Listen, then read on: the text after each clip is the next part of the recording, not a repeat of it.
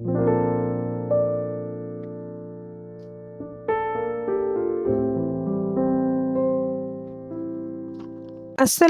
আলাইকুম।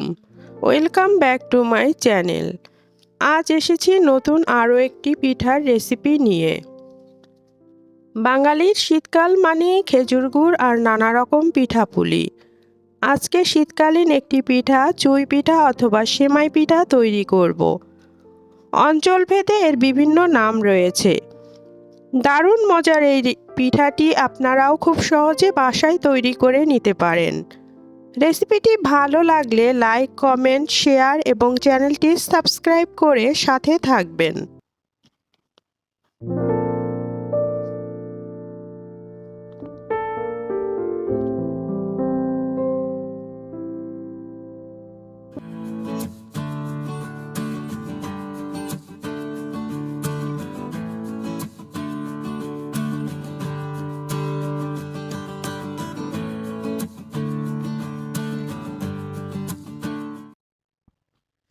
কড়াইতে কাপে মেপে 4 কাপ পানি দিয়ে দিলাম।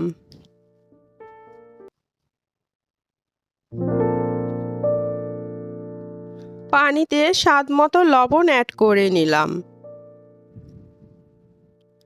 এবার একটি কাঠির সাহায্যে নেড়ে দিলাম।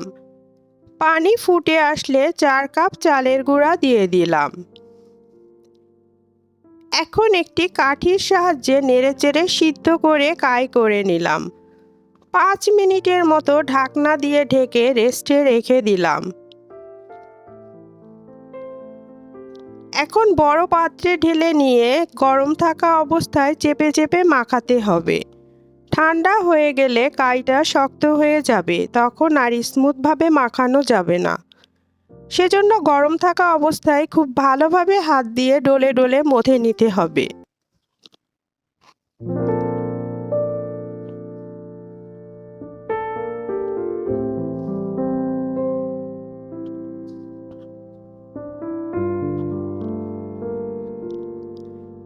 এবার হাত দিয়ে পিঠা কেটে নিব।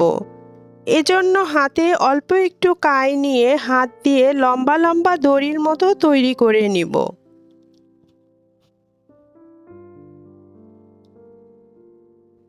দেখুন আমি কিভাবে হাত দিয়ে চেপে চেপে দড়ির মতো তৈরি করে নিচ্ছি।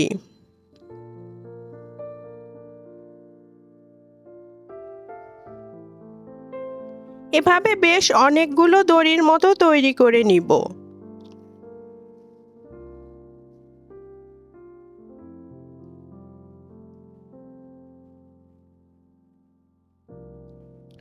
আমি পিঠা কাটার সুবিধার জন্য অনেকগুলো দড়ি তৈরি করে নিয়েছি।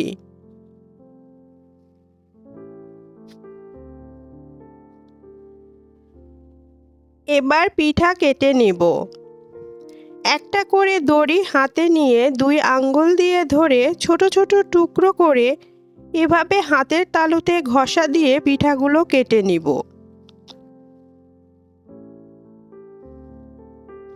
দেখুন আমি একটু করে কাই নিয়ে হাতের তালুতে ঘষে পিঠাগুলো তৈরি করে নিচ্ছি। আপনারা একটু লক্ষ্য করলেই বুঝতে পারবেন আমি কিভাবে তৈরি করছি। একটি দড়ি দিয়ে আমি এতগুলো পিঠা কেটে নিয়েছি। একই প্রসেসে সবগুলো পিঠা কেটে নেব।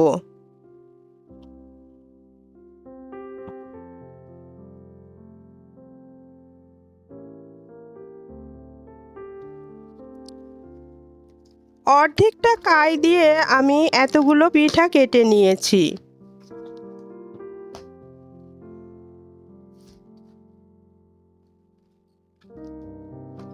এবার বাকি অর্ধেকটা কাই দিয়েও আমি সবগুলো পিঠা কেটে নিব। আমার সবগুলো পিঠা কেটে নেওয়া হয়ে গিয়েছে। দেখুন পিঠাগুলো একেবারে ঝরঝরে হয়েছে।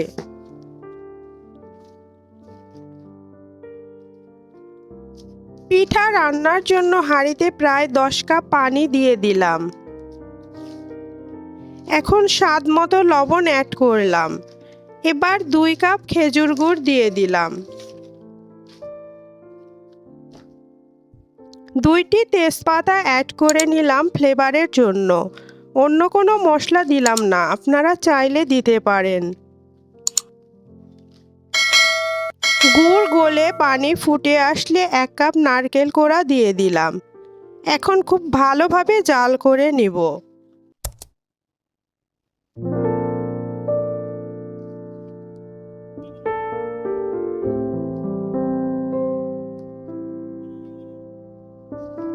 কিছুক্ষণ জাল করে নেবার পর এবার এতে 4 কাপ পিঠা দিয়ে দিলাম। ধাপে ধাপে পিঠাগুলো দিয়ে চামচের সাহায্যে নেড়ে নিব। আমি অর্ধেকটা পিঠা রান্না করছি, বাকিটা আমি ফ্রোজেন করে রেখে দিব।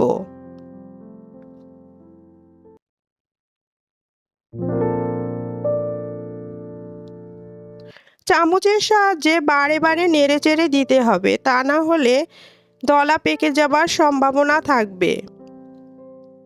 কিছুক্ষণ নেড়ে চেড়ে ঝোল গাঢ় হলে নামিয়ে নিব।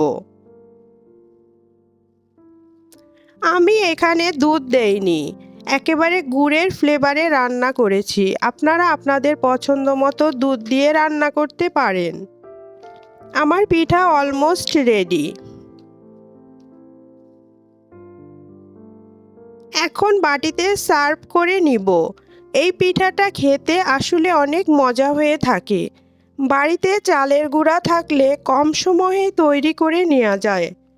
আশা করছি আজকের এই পিঠা রেসিপিটি ভালো লেগেছে।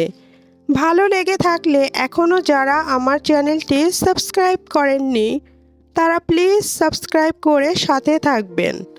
সবাই ভালো থাকবেন। আল্লাহ হাফেজ।